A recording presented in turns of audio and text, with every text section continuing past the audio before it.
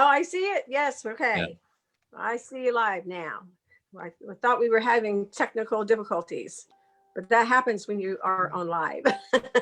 So, okay. Hey guys, welcome to the Eufaula Art Talks right here on Tuesday, every Tuesday at 1 o'clock. We appreciate you guys joining us today. Have a real treat as usual. We have our Tuesday talks with our fabulous artists, and today I have somebody that you may remember from the past, multi-talented artist, but what we remember him from is the editor of the Indian Journal, probably 12 years ago. So Yeah. you were around then. So welcome. My guest today is Jack Fowler. Hey, Jack. How are you? Thanks for having me. Appreciate it. Thank you for joining us today. It has been a while, and your life has made a whole different curve. It's been curving for most of my life, actually. Yeah. I had to add it up. How long ago I was in Eufaula, and I know that I was 29 years old for at least one of the years I worked in Eufaula, and I'm 43 now. So I might have left a little bit after that, but it's been a while. Wow. I was down there for at least, I think, 2 years, maybe 3. Well, let's talk about that a little bit before we go into what you're doing now. So you were the editor. Now, what does that entail, actually? Well, my responsibilities were sort of deciding what would go on the front, what would go inside, what we were going to cover that week. I laid out the design, the front page design of the paper. You go to city council meetings, and you just sort of decide, the direction the newspaper is going to take that week. And I had a really great staff writer named Donna Pierce, so I was a younger man at the time, but I didn't work nearly as hard as I probably could have because she was so good. A weekly paper in a town like Eufaula is a pretty cool job. It doesn't have like the pressure of that daily deadline thing. You get to know the community really well. You cover their events and take pictures. That's sort of the life of a small town newspaper. But with that, saying that, you have to be pretty creative to do that, because in a small town, sometimes you're looking for something, right? You're almost constantly looking for something. You do have to be creative and think of ideas for feature stories and stuff like that, because fortunately, I think a lot of the reason people live in small towns is because there's not a lot of news. And a lot of news is not really a good thing, as we all know this past year. You have to sort of keep your nose in the wind wherever you are and hunt out stories and human interest stuff. And people only bring you so many fish pictures in Red Hat Society notices. You have to really try to and it's cool because you get to know people that live in this place. You kind of invest you in their lives a little bit, because you do have to go searching for those human interest kind of stories. So that was a really cool part of it. That's cool. So then your life kind of took a turn, and so now you're a well-known artist, and so let's kind of go into that. Where did you, at what point in your life did you say, okay, this is what I want to do now? I don't want to edit the newspaper. I don't want to write stories. I want to do art. Well, I had to stop in between those things. Like I left Eufaula and moved to the city to be a musician. I used to be a musician. Oh. And while I was here, of course, I went broke immediately and started to substitute teaching to make ends meet, and really liked teaching elementary school. So I got alternatively certified, and I taught elementary school up here for 3 or 4 years. Wow. And during my last year of teaching, I had started painting when I was in Eufaula. My first painting I ever made as an adult was in Eufaula. So I had continued to do it just for fun after that. But my first art show was in 2011. And I did well enough at it to think, you know what, I think if I can't recreate my salary as an elementary school teacher, then I'll know that soon enough, and that'll be a huge problem. But I quit teaching that May 2011. I've been full-time artist ever since. So this is the Wow. longest I've ever done one thing as an adult. I always sort of bounced until this. So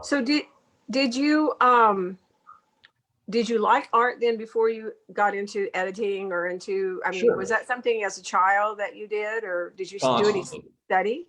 Yeah, I was not an art student in college or anything like that, but I've always been an artist. When I was a kid, I drew all the time. I'd never been much of a painter, never really tried that. Yeah, I was an artist my whole life. I was by myself. I just never thought it was something I could do for a living. No, I'm getting a little feedback from my phone because I was actually watching a live playback. Oh, okay. Guilty. But well, so you decided to go be an artist. Well, now let's talk about this musician. What were you in a band, or you were? Oh, briefly. I was just a songwriter and played guitar. I actually used to gig in Eufaula at Really? Gators. I don't know if Gators is still there. The place down by the lake. I used to play in there. Played some Janice Vest's like events and stuff like that. But no, I was just a songwriter and a guitar player, and I lived in Austin for a year and tried to make that go. You know, just one of the things I tried as a younger guy. But I still play, but I hated performing. I have stage fright, so like I was tired of being nervous all the time. So in retrospect, it wasn't a good career choice. But Wow. yeah, I kind of phased that out a while ago. Yeah, I bet you still play that guitar in your spare time, though, right? You've had more time lately. Yeah, I have. Yeah, I just restrung it a couple of weeks ago, actually. Yeah, I do. So you went from that to actually you've done a lot from what I understand, and I want to hear a little bit more about this mural that you did in Bricktown. Yeah, okay. This was it was actually my first mural that I got to do. I've done a few since, but this was a few years ago, maybe 5 years ago, and Downtown OKC Incorporated came to me and pitched me this idea. And on the back of the Bricktown Event Center, I think it's 200 feet long and 25 feet tall. And they said I could paint whatever I wanted, which is a dream for a mural artist. And I painted a 200-foot long octopus on the back of this building.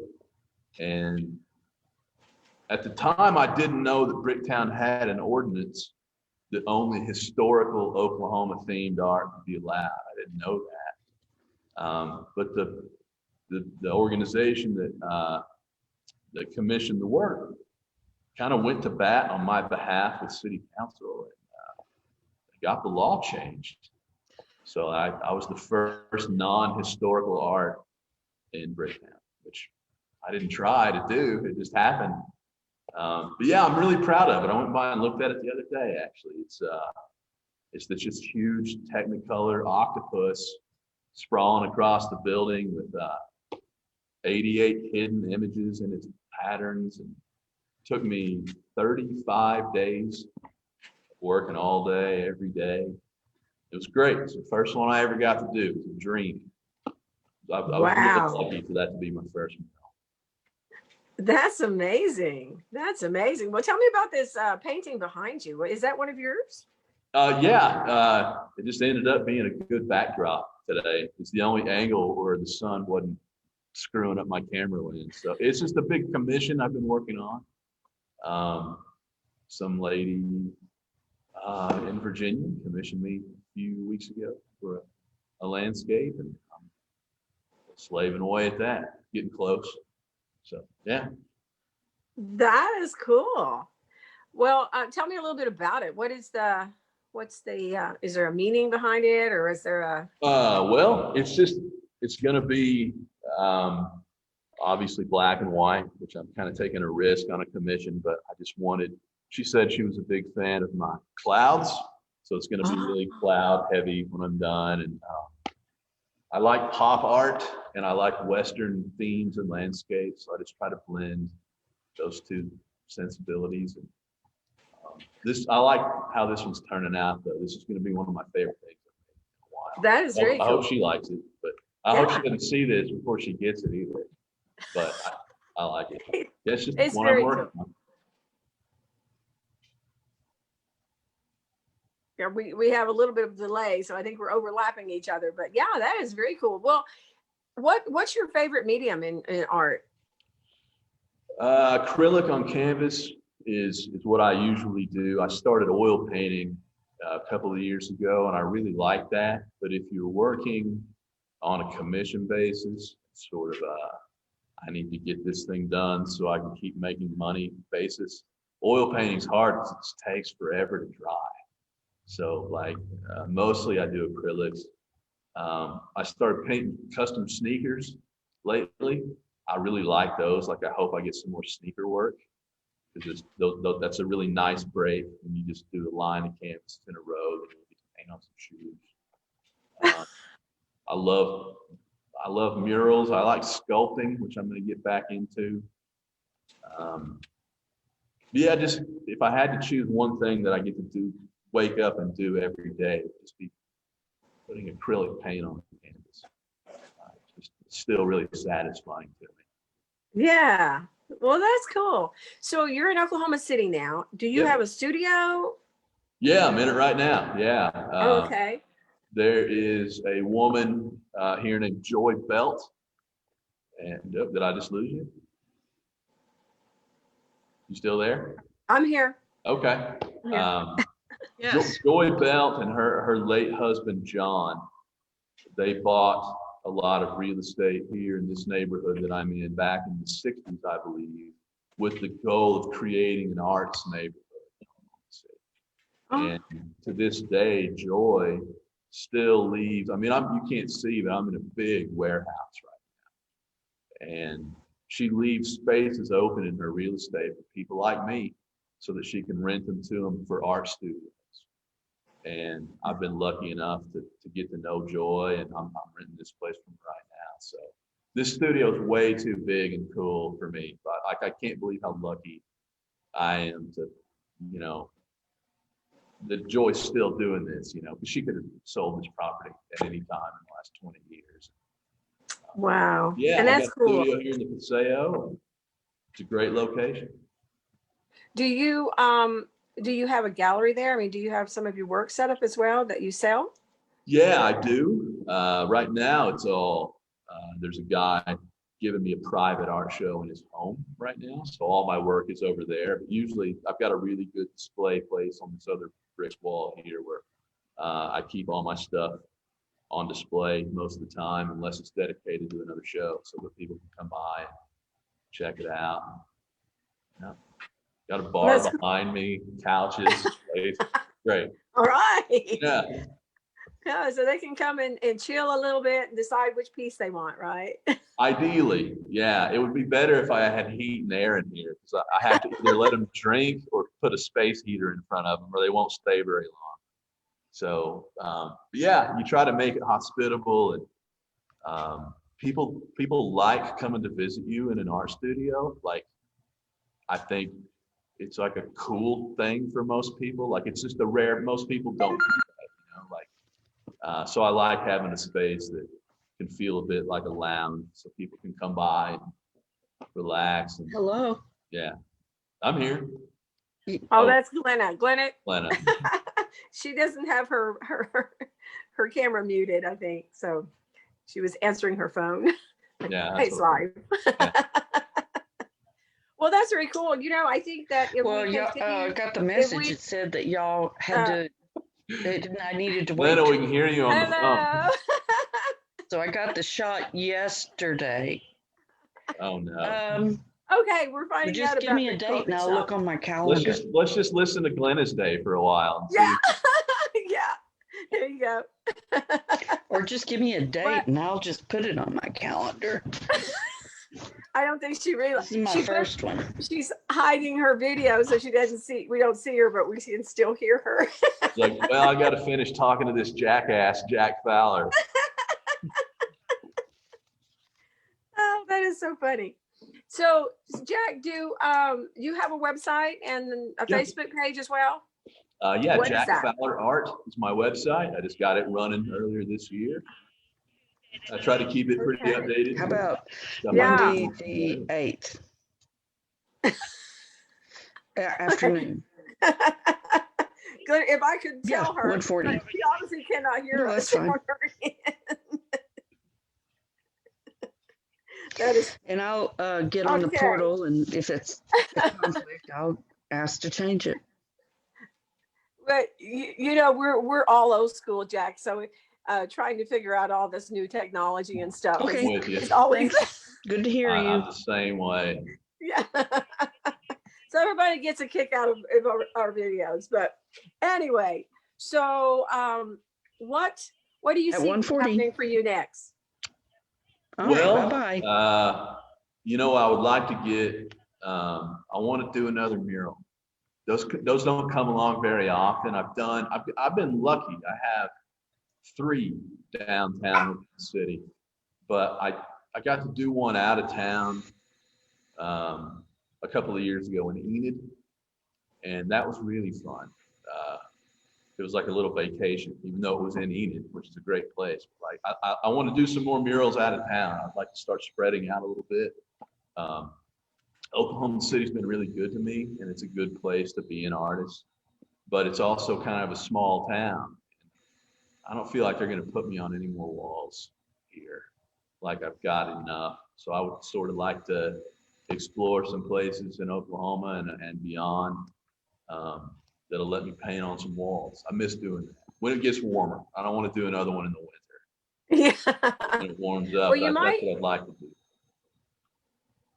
You might check with the the Oklahoma Arts Council. I bet you there's a lot of small towns that would love to have something like that. You know, Eufaula just recently got one. Did you know that? I saw that. Yeah, that was really cool. That turned out really good. I saw that. Yeah. Yeah. Yeah. So, well, we're about to need to wrap this up now. What do you think is going to happen with art once this pandemic is finally over? I know a lot of people have been able to continue doing. A lot of people were hurt by it. There were no shows going on. There was, you know, do you see an explosion of maybe, you know, that once this thing passes? How do you feel about that? I would like to think so. I went to my first art show in a year last week, and they had it so that you could schedule your time to go, and only I think 5 or 6 people were allowed in at once. So it felt so good to go to an art show, and it wasn't just because I was enjoying looking at their work, which I did, but you forget how important it is to be around other artists, be around other people, and bounce ideas off each other and hear about projects and collaborate with each other. That's all gone away, and I think that has taken away from guys like me more than anything else. It's just that community that you're a part of, where the sparks fly off each other and ideas get made, and shows get booked, and you meet patrons and curators, and that's all been gone for a year. So I hope that we get back to feeling safe enough to congregate again, so that I can just start going to shows again. You know, I really miss that. I think a lot of my colleagues do too. I think it's important. Yeah, I have to tell you, I was looking at some of the remarks. Okay, you'll like this one. It says, "He's hot. Is he single?" Tell Glenna that she can just DM me. She doesn't have to do that in public. Well, listen, we're going to wrap this up. This will be available on our Facebook for a little bit, and then we'll also put it on YouTube. So you'll be able to share it, Jack, with on your Facebook, or, you know, or however you want to use it. And also just the people, I want them to know that if they have any questions about your work or how to get a hold of you, they can always contact us at the Arts Council right there on Main Street. And we have a lot of things coming up this year. We appreciate you joining us today, Jack. I have a final question for you that I ask all my artists. What is art to you?